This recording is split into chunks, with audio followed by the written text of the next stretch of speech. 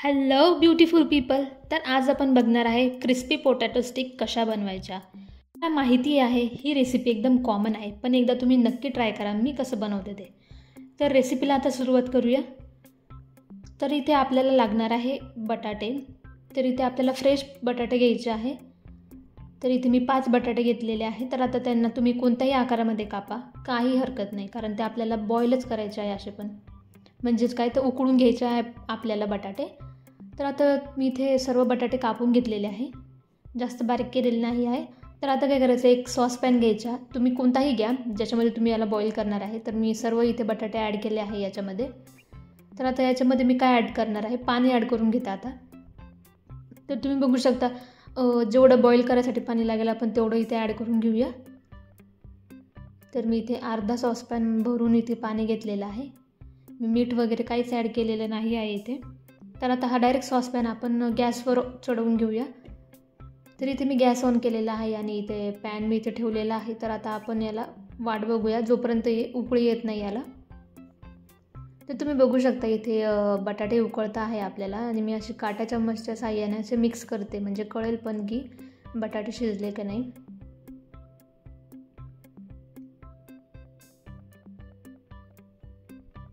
तर तुम्ही बघू शकता अशा प्रकारे आपल्याला लगेच कळेल की बटाटे उकळून तयार आहे. तर इथे मी 15 ते 10 मिनटं इथे मला लागलेले होते बटाटे उकळून घेण्यासाठी. तर आता मी याचा गॅस फुल करते आणि लगेच याला काढून घेते आहे. तर आता एका प्लेटमध्ये मी इथे बटाटे काढून घेते आहे. तर आता काय इथे मी बटाटे जे काढलेले होते ते मॅश करून घेतलेलं आहे काटा चम्मचच्या साहाय्याने, आणि त्याला एका मी बाउलमध्ये ट्रान्सफर केलेलं आहे. तर आता आपल्याला यामध्ये काय काय ॲड करायचं आहे लक्षात घेऊया. तर इथे मी घेतलेलं आहे अर्धा टीस्पून काळी मिरी पावडर. त्याचसोबत मी इथे घेतलेले आहे 2 टीस्पून लाल मिरची पावडर. हे तुम्ही कमी जास्त करू शकता. त्याचसोबत इथे आपल्याला लागेल 1 चमचा, म्हणजेच 1 टीस्पून आपल्याला इथे चवीपुरतं मीठ लागेल. त्याचनंतर इथे लागेल आपल्याला 2 मोठे चमचे कॉर्नफ्लोअर, म्हणजे मक्याचं पीठ. त्याच्याने काय होतं माहिती आहे, आपण ज्या ह्या पोटॅटो स्टिक बनवण्यात एकदम कुरकुरीत बनतील. तर आता आपण याचा व्यवस्थित असा घट्टसर गोळा मळून घेतलेला आहे. जसं आपण चपाती लाटतो ना त्याच पोर्शनमध्ये आपल्याला पिठाचा गोळा तयार करून घ्यायचा आहे. तर आता काय करायचं, अशी एक प्लास्टिक घ्यायची. आता ही प्लास्टिक ना सगळ्या घरांमध्ये अवेलेबल असते.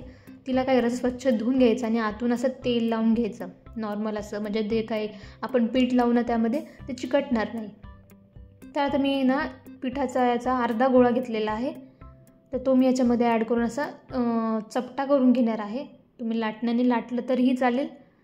तर मी आता इथे लाटून घेते, म्हणजे कसं एकदम समप्रमाणात लाटल्या जाईल.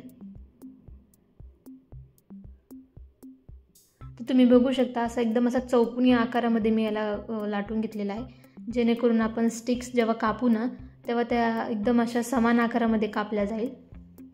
तर आता काय करायचं आहे, आपण ही जी वरची प्लास्टिक आहे ना ती कापून घेऊया कैचीच्या साहाय्याने, म्हणजे आपल्याला त्या पोटॅटो स्टिक कट करायला इझी जाईल. तर 2 बाजूंनी मी इथे कापून घेतलेलं आहे, आणि तुम्हाला व्हिडिओत दाखवल्याप्रमाणे तुम्ही तुमच्या आवडीनुसार तुम्हाला जसं हवं असेल त्या आकारामध्ये तुम्ही या स्टिक कट करू शकता. मी थोडंसं जाडसर ठेवलेलं आहे. आणि जर हे पीठ जर जास्त चिकट असेल, चाकूला जर चिकटत असेल, तर तुम्ही इथे ऑइलचा वापर करू शकता, तेलाचा वापर इथे थोडासा करू शकता. तर मी इथे स्टिक कट करून घेतलेला आहे. तर आपण आता मी इथे डिशमध्ये काढून घेतलेलं आहे. तर आता आपण जाऊया फ्राय करण्यासाठी.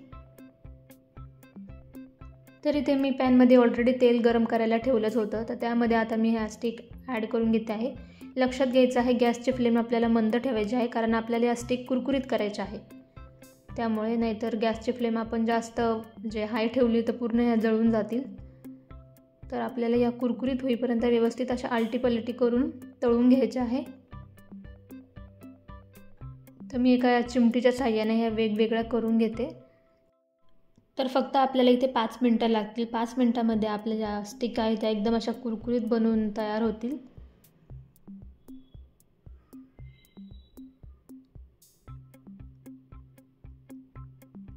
तर तुम्ही बघू शकता 5 मिनटानंतर याचा कलर पूर्ण असा चेंज झालेला, एकदम खरपूस तळलेला गेलेला आहे. तर एकदम कुरकुरीत असा हा नाश्ता तुम्हीसुद्धा घरच्या घरी अवघ्या मिनटामध्ये तयार करू शकता. तर आता मी यांना सगळं तेल नितरून एका डिशमध्ये ट्रान्सफर करून घेते.